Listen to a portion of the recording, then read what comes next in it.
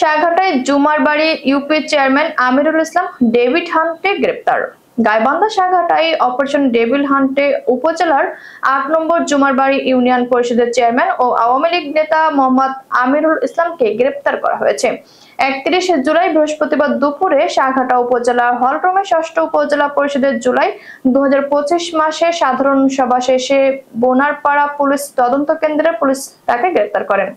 পরবর্তীতে তাকে সাঘাটা থানায় হস্তান্তর করা হয়। মোহাম্মদ আমিরুল ইসলাম জুমারবাড়ি ইউনিয়নের আমদিরপাড়া গ্রামের মৃত আব্দুর রহমানের ছেলে। বিষয়টি নিশ্চিত করেছেন সাঘাটা থানা অফিসার ইনচার্জ মোহাম্মদ বাদশাহ আলম। স্থানীয়রা জানায়, ফ্যাসিস্ট নিষিদ্ধ ঘোষিত আওয়ামী লীগ সরকারের সময় আমিরুল ইসলাম সাবেক এমপি মাহমুদ হাসান রিপনের ডান হাত ছিল এবং জুমারবাড়ি ইউনিয়ন আওয়ামী লীগ নেতা ও ছিলেন তিনি। সাঘাটা থানার অফিসার ইনচার্জ বাদশাহ আলম জানান, আমরা তাকে গ্রেপ্তার করেছি। পরবর্তীতে তাকে গাইবান্ধা জেলা আদালতের নিকট হস্তান্তর করা হবে এবং আদালতের মাধ্যমে তাকে জেল হাজতে প্রেরণ করা হবে। আর আমাদের এই ডেভিল হান্টে অভিযান চলমান থাকবে। উল্লেখ্য, সাঘাটায় আরো বেশ কিছু আওয়ামী লীগের নেতা ও চেয়ারম্যান পলাতক রয়েছে। তাদেরকে গ্রেপ্তার করার জন্য এলাকার জনসাধারণ ও রাজনৈতিক নেতাকর্মীরা দাবি তুলেছে।